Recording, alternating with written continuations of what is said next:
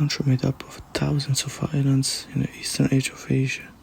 More than 125 million people living in it. It's the world's third largest economy, globaler than technology, but centuries remain isolated, forging a unique identity rooted in tradition.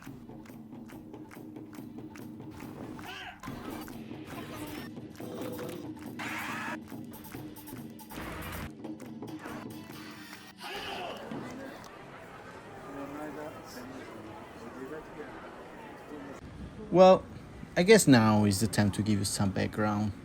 Let's start from the beginning, in the middle of the 16th century. Yeah, maybe not that far. It's probably quicker to begin in 2024, when I went to Japan for the first time. That trip came at a difficult point in my life. I was recovering from a back surgery, and my wife and I had just gone through a miscarriage. We decided to travel to Japan, hoping it could be a place to heal, and in many ways, it was. But when we returned home, something felt missing. Those days in Japan had changed the way my wife and I wanted to live our lives. We began to wonder, should we move there?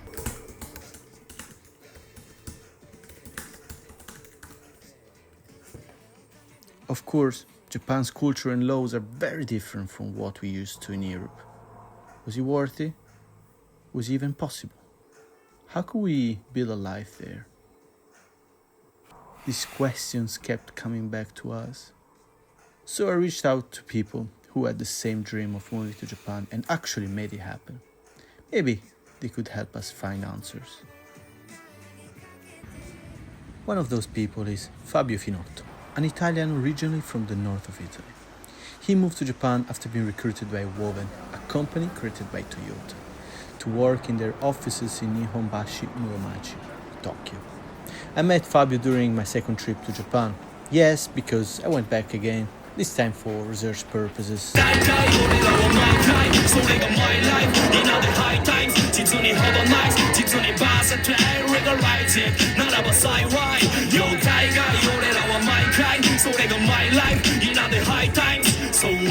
Fabio, what did you know and what did you expect when you moved to Japan? I must say that when I arrived, I already knew quite well Japan, even if I never lived here for an extended period of time. So the expectation was to find an environment where people are normally very kind and welcoming, even though they don't open up immediately to foreigners. One question that kept coming to my mind was how Japanese culture accepts foreigners. Sometimes I heard locals referring to us as Gaijin. During my 2 trips, there were a few occasions when I tried to enter a restaurant or a place that was clearly open with empty seats available. Yet, at the door, I was told it was closing or that there were no seats left. But as we walked away, we noticed other people, Japanese customers, being welcomed inside, even without a reservation. Some describe this behavior as seeing foreigners as troublesome or even as form of discrimination. I have to admit, it didn't happen often. But it left me wondering, if this is what I experienced during my short visits, how often does it happen to foreigners who actually live in Japan? Was this xenophobia? Is this something they face regularly? Was it due to language barrier? And how do they deal with it? Okay, this is a very complex question, but I don't think that the barrier is linguistic per se. So not all Gaijins or foreigners are equal. So they have favorite countries, I believe, and other countries they are less interested or keen on.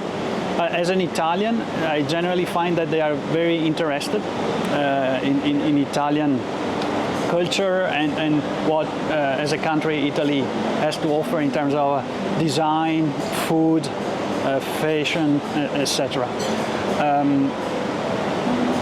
And of course, it also depends on who you are.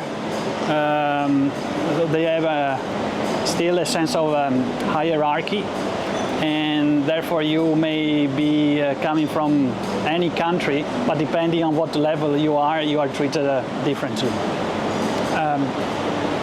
As relationships with Japanese people, I haven't found any problem.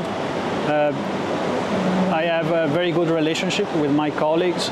even colleagues, Japanese colleagues from previous companies. I'm still in contact with them from time to time. We go out, have dinner, spend some time together, or we go for a run or things like that.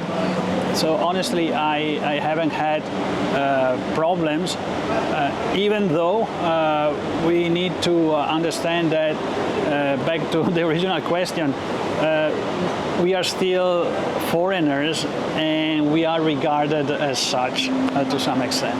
That said, as a foreigner, you can still participate in the everyday life, and you have access to everything that Tokyo has to offer. And in terms of opening up to foreigners, do you feel you have integrated by now? I believe I'm not really fully integrated into Japanese society. Obviously, if you don't speak the language fluently and you cannot read kanji, you struggle to fully integrate. I often found myself reflecting on what Fabio had shared. It was as if every time I walked through the door, Japan kept coming to my mind for some reason. What Fabio said is very important to think about before taking such a big step as moving to Japan. Like any country, Japan is not perfect, and it's something worth considering before going there. But what about the visa process? Well, I should probably ask Davide. He has been through it many times. So who better to guide us? Let's hear what Davide has to say about the visa process. What kind of bureaucratic challenges would they face to obtain their visa? I mean, if you can, your experience as well. First time for 1 month, it was just like a tourist visa, right? Hi! So, I realized that many of you might not know who Davide is. Well, Davide Bitti is an Italian who moved to Japan 10 years ago. He began documenting his journey from his very first holiday in Japan, all the way to recently obtaining permanent residency after a decade of living and studying there. Davide gained popularity through his YouTube channel, which now has nearly 100,000 subscribers. One of his videos has even reached over 11 million views, and it's about very fat tuna, and we understand why it's so popular. There are also some of his older videos. But Davide is not just a YouTuber, he is also an author. He wrote a book called Vivi Giappone, which has been translated into several languages. In addition, he shares daily insights and personal stories on Instagram, giving followers a glimpse into both Japanese culture and his private life. And this is just a website with this short biography about his background. Was that enough of an introduction? I think so. Let's get back to the interview with Davide explaining the visa process. The second time I was an exchange student, so I got the Tokyo University backing me up for the visa. And also the third time in 2015 when I went back, I got the student visa, so it was with Tokyo University. I mean, Tokyo University is one of the best universities in Japan, and I mean, once you got the Tokyo University on your back, you got the student visa without problems.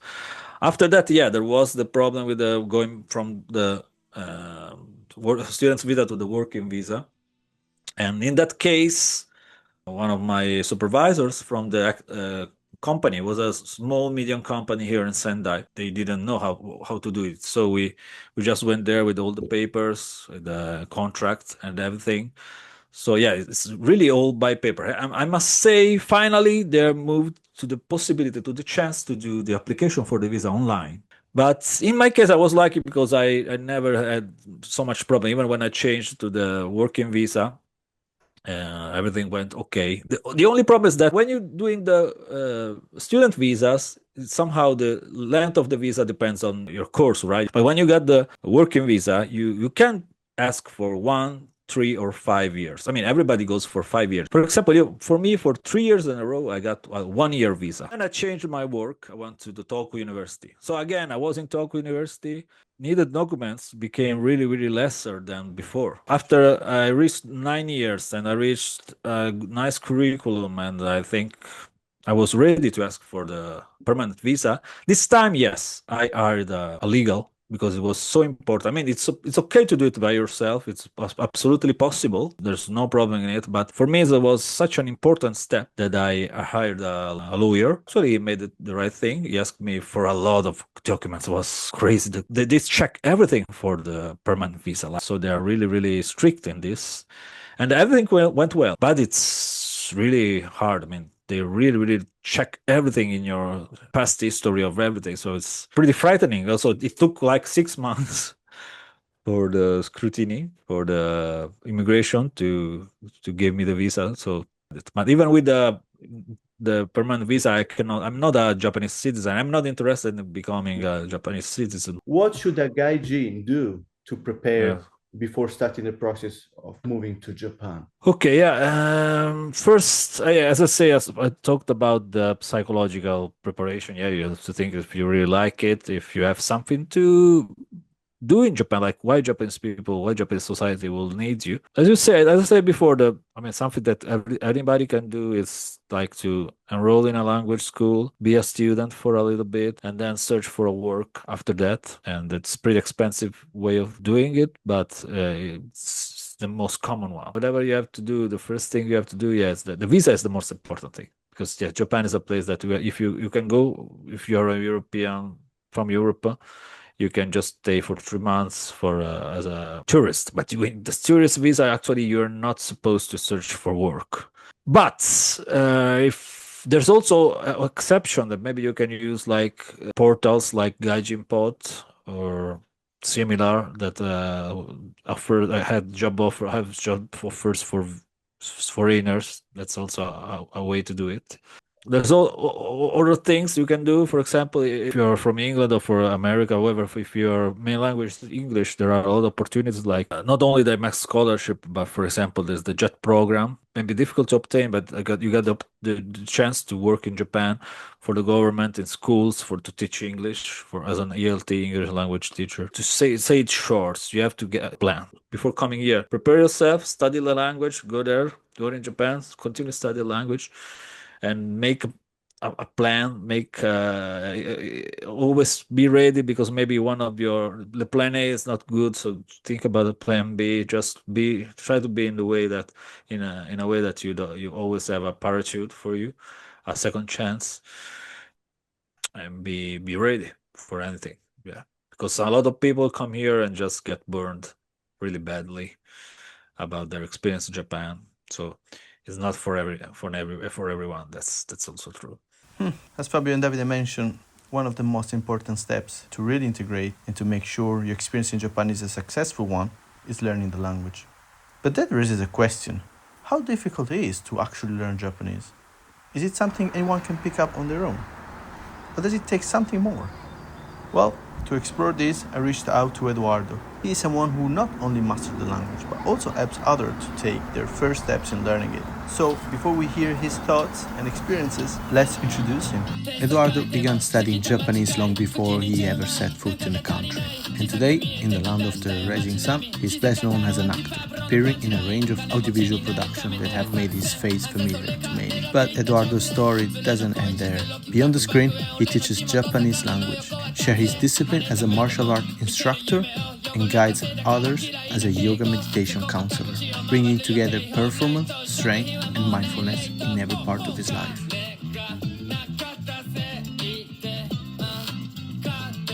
So, when you first started learning Japanese, how difficult was it for you? The point is that understanding that you cannot learn languages, you can only learn how to communicate with languages. And the point is understanding how to approach a language. So I never actually studied Japanese in the classical way, but my only advice would be, if you want to learn a language which is so peculiar in the sense that it doesn't look like any other language in the world, you should learn how to communicate very well in your own language first. So it means you know how you read the body language in your own language. It means you know how to recognize emotions through tone and intonation and rhythm and whatever. So once you are a good communicator in your own language, which is not something to be given for granted, then you can approach a new language. Otherwise, you're just gonna be like an AI. I mean, like a bot. You just remember words in a certain order and you pronounce them and you have a response, of course, on the other side, and you feel like there's something happening, but it's not more than an exchange of basic data and information. That's why many of the relationships here just fail, even just friendship, and most of the foreigner go into depression because they cannot actually communicate and interact, from a human's perspective. So my advice would be, first of all, you have to be very attentive, and you need to learn how to focus yourself, not just on the rules of the grammar or the vocabulary. You have to understand what really communication is before you attempt to try just learn new languages. And how has knowing the language helped you in your experience in Japan, or with your work, or with your Japanese networking? So as you know, I'm working in a few fields. The main one is acting. Also, I work like in the holistic world as a therapist. I teach languages myself, among which Japanese as well. So yeah, it was extremely important also, like, to be able to be, in order to be an actor here, because if I want to be part of the business industry here, I mean the show business industry here, I have to be able to communicate in a certain way. So it means I know how to behave and how to, deep into the untold rules of the Japanese society. Yeah, definitely important. Not everyone who comes here speaks Japanese or even learns Japanese, but the way they integrate themselves into society is questionable, let's say so. And now, like in a Christopher Nolan movie, we're ending right where we began. Sitting here, about to make the decision of my life. Should I move to Japan or should I stay here? Just dreaming of it. Would I burn out if I moved there? Would I be able to make it through the visa process? Could I learn the language well enough to find a job to support myself? Almost 20 minutes into this documentary, and I still don't have an answer. Maybe the truth is that some journeys don't start with an answer. Maybe they begin with a question.